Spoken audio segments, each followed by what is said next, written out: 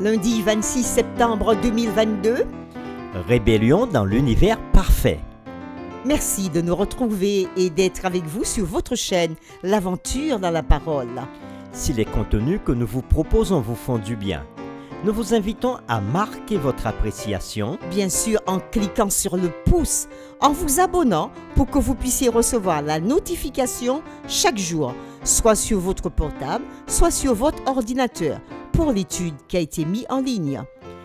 N'oubliez pas de laisser des commentaires, puisque vous avez compris un certain nombre de choses et vous voulez partager avec les autres qui sont aussi sur la chaîne. Et en même temps, partagez le lien avec vos amis, vos connaissances, vos parents.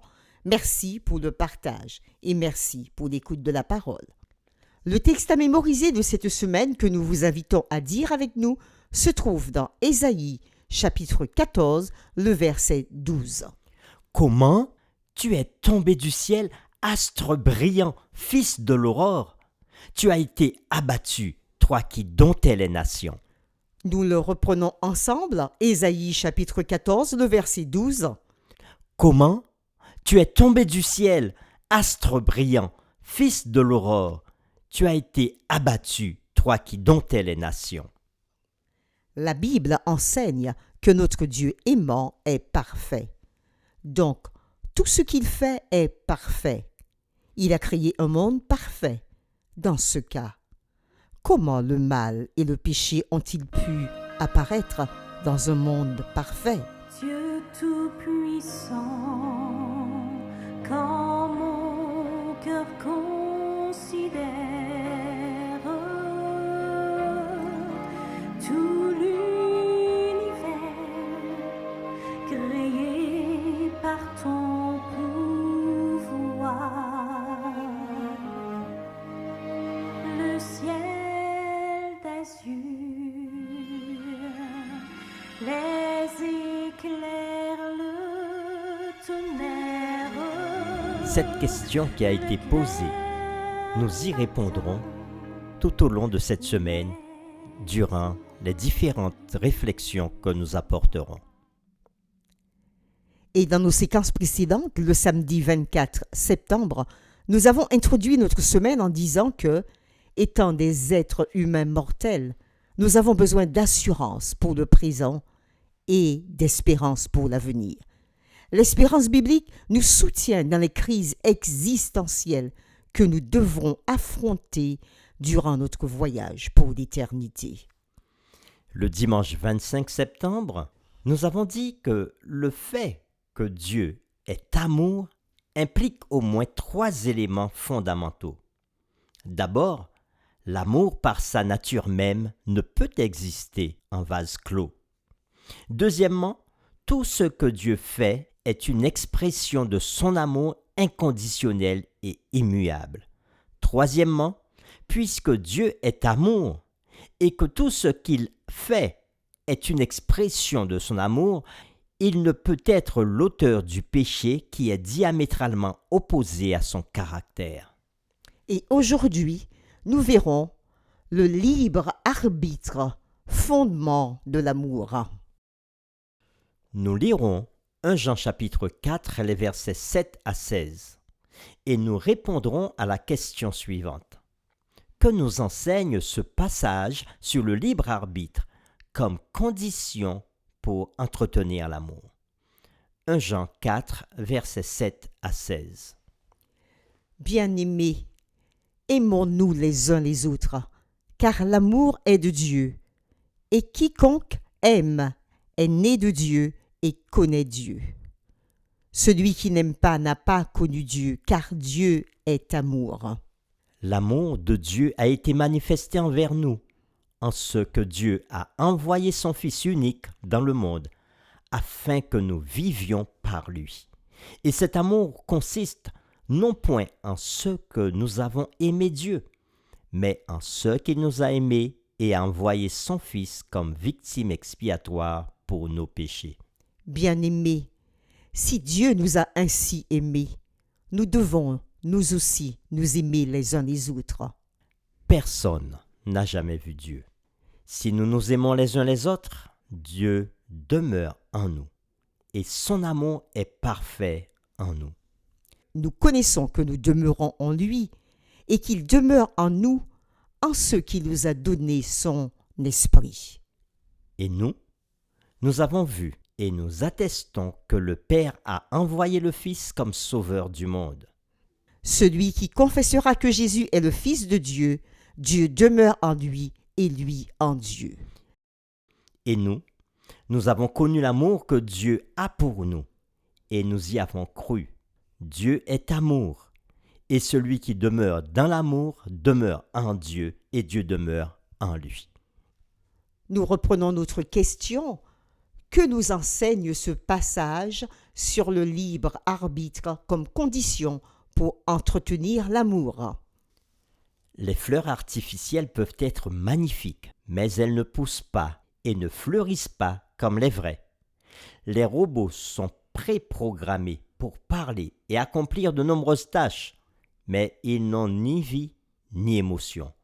En réalité, la vie et le libre arbitre sont des conditions indispensables pour recevoir, cultiver et partager l'amour. Ainsi, notre Dieu aimant a créé les anges, y compris Lucifer, et les humains avec la liberté de faire leur propre choix, y compris la possibilité de suivre un mauvais chemin.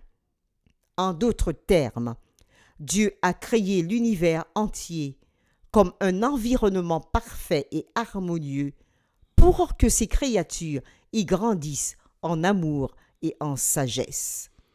Dans le texte que nous venons de lire, 1 Jean chapitre 4, les versets 7 à 16, l'apôtre Jean souligne que Dieu est amour et qu'il a manifesté cet amour envers nous en envoyant son propre Fils mourir pour nos péchés. Par conséquent, nous devrions exprimer notre gratitude pour son amour infini en nous aimant les uns les autres. Un tel amour d'origine divine serait la preuve la plus convaincante que Dieu demeure en nous et que nous demeurons en lui. Cet appel à refléter l'amour de Dieu les uns aux autres n'a de sens que s'il s'adresse à des créatures qui peuvent choisir de cultiver et d'exprimer cet amour, ou bien, au contraire, de mener une vie centrée sur soi. Mais on peut facilement faire mauvais usage de la liberté de choix, et on en voit malheureusement une démonstration dans la rébellion dramatique de Lucifer au ciel. Même en reconnaissant l'importance du libre arbitre, certaines personnes continuent à se demander « Si Dieu savait que Lucifer se rebellerait, pourquoi l'a-t-il créé ?» La création de Lucifer ne fait-elle pas de Dieu le responsable de l'origine du péché en fin de compte ? Difficile d'émettre des suppositions sur une question aussi délicate, car elle dépend de nombreux facteurs, comme ce que l'on entend exactement par responsable. L'origine et la nature du péché sont des mystères que nul ne peut pleinement expliquer. Toutefois, Dieu n'a pas ordonné au péché d'exister. Il n'a fait que permettre son existence, puis, à la croix, il a pris sur lui le châtiment suprême pour ce péché, ce qui lui a permis en définitive de l'éradiquer. Dans toutes nos réflexions douloureuses sur le mal, n'oublions jamais que Dieu, en personne, a payé le prix le plus élevé de l'existence du péché et du mal, tel que nous pouvons le lire dans Romains chapitre 5, les versets 6 à 11. Car lorsque nous étions encore sans force, Christ, autant marqué, est mort pour des impies. À peine mourrait-on pour un juste, quelqu'un peut-être mourrait-il pour un homme de bien. Mais Dieu prouve son amour envers nous, en ce que lorsque nous étions encore des pécheurs, Christ est mort pour nous. À plus forte raison donc, maintenant que nous sommes justifiés par son sang, serons-nous sauvés par lui de la colère. Car si, lorsque nous étions ennemis, nous avons été réconciliés avec Dieu par la mort de son Fils, à plus forte raison, étant réconciliés, serons-nous sauvés par sa vie. Et non seulement cela, mais encore, nous nous glorifions en Dieu par notre Seigneur Jésus-Christ, par qui maintenant nous avons obtenu la réconciliation. Fin de la lecture. Oui, nous disions que Dieu en personne a payé le prix le plus élevé de l'existence du péché et du mal, et qu'à cause d'eux, il a souffert plus qu'aucun d'entre nous souffrira jamais. Pour terminer, nous voulons vous laisser avec cette question. Le libre arbitre, don de Dieu, est sacré, mais il s'accompagne de puissantes conséquences, non seulement pour vous et pour moi, mais aussi pour les autres. En vous servant de ce don, quelle décision importante êtes-vous sur le point de prendre et quelles seront les conséquences des choix que vous ferez? Nous vous invitons à prier avec nous. Seigneur, nous voulons te dire merci. Merci pour ton amour infini, ton amour si grand, ton amour si important et ton amour qui remplit tout l'univers, qui remplit notre planète Terre. Tu l'as manifesté particulièrement en nous créant, mais en plus en nous donnant ce libre arbitre qui nous permet de choisir dans quelle voie nous voulons aller.